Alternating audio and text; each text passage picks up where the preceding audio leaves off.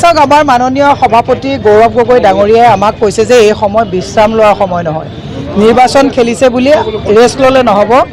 ৰাইজ দুৰ্দশাত আছে, বানাক্ৰান্ত লোকৰ একদম অৱস্থা নাইকিয়া হৈছে, দোকান পোহাৰ বিজনেছ সকলো খতম হৈছে।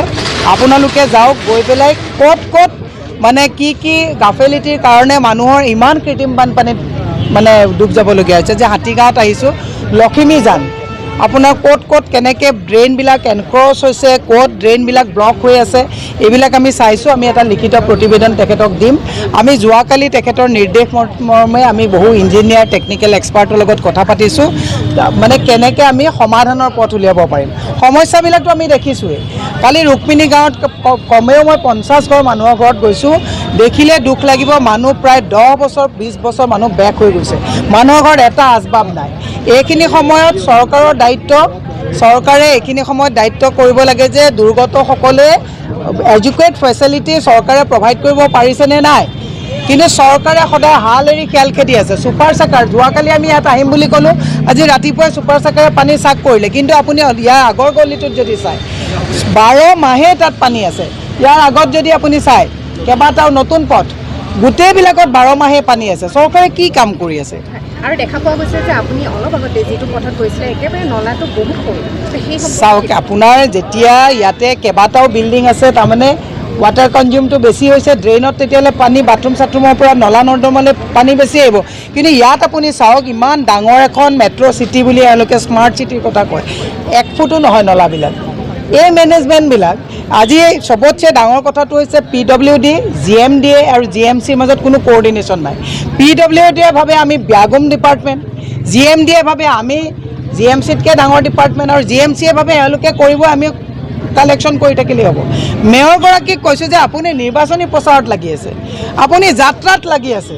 আপোনাৰ কামটো যাত্ৰাত লাগি থকাৰ কাম নেকি?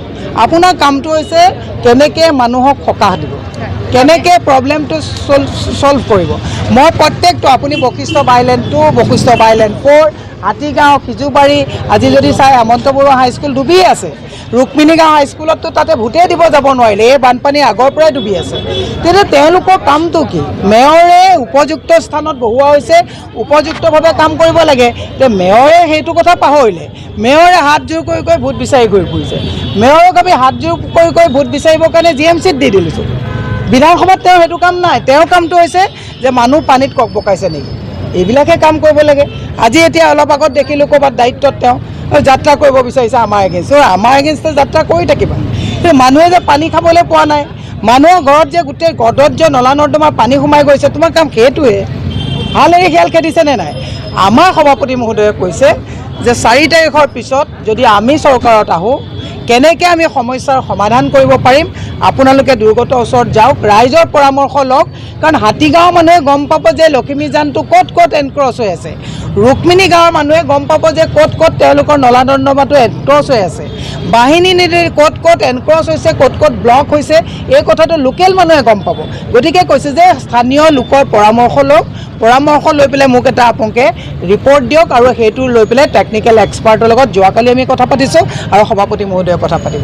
গতিকে আমি আজি আহিছোঁ, এতিয়া আমি পাঞ্জাবাৰী জুৰিপাৰৰ ফালে যাম, ৰুক্মিণী গাঁৱত যাম। আমাৰ কেইবাটাও টীম গৈছে, ৱাৰ্ডৰ সভাপতিসকল আছে, জিলা সভাপতি আছে, শান্তনু বৰা ডাঙৰীয়া, স্বপন মণ্ডল ডাঙৰীয়া, ইমদাদ হুছেইন ডাঙৰীয়া, বিভিন্ন আমাৰ যুৱ কংগ্ৰেছ, মহিলা কংগ্ৰেছ, NSY সকলোবিলাক আমাৰ লগত আছে।